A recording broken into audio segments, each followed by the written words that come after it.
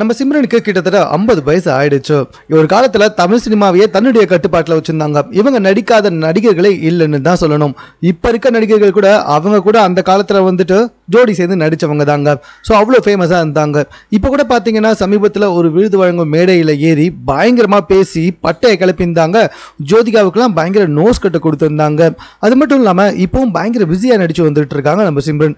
சமீபத்தில் இவங்க நடிப்பில் வெளிவந்த ஃபேமிலி த டூரிஸ்ட் ஃபேமிலி படம் இருக்குல்ல, ஸோ அதெல்லாம் பயங்கர சூப்பராக போச்சு. அதே மாதிரி குட் பேட் அக்லி படத்துலையுமே வந்து நடிச்சிருந்தாங்க.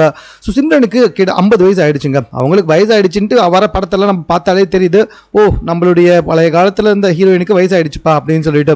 பட் ஆனால் இப்போ அதை மாற்றும் வகையில் ஒரு ஃபோட்டோ ஷூட்டை எடுத்து வெளியிட்டிருக்காங்க நம்மளுடைய சிம்ரன். இதை பார்த்த எல்லாருமே வந்துட்டு எப்பா என்னடா இது, இப்போ கூட வந்துட்டு ஃபேமிலி மேன் டூரிஸ்ட் ஃபேமிலி படத்தில் பார்த்துமேடா, அப்படி இல்லையே இந்த சிம்ரன் அப்படின்ற மாதிரி வந்துட்டு எல்லாருமே மூக்கு மேலே விரல வைக்க ஆரம்பிச்சுட்டாங்க. ஸோ அந்த அளவுக்கு வந்துட்டு பயங்கர யங்கா யூத்தா அந்த ஃபோட்டோ ஷூட்டில் இருக்காங்க.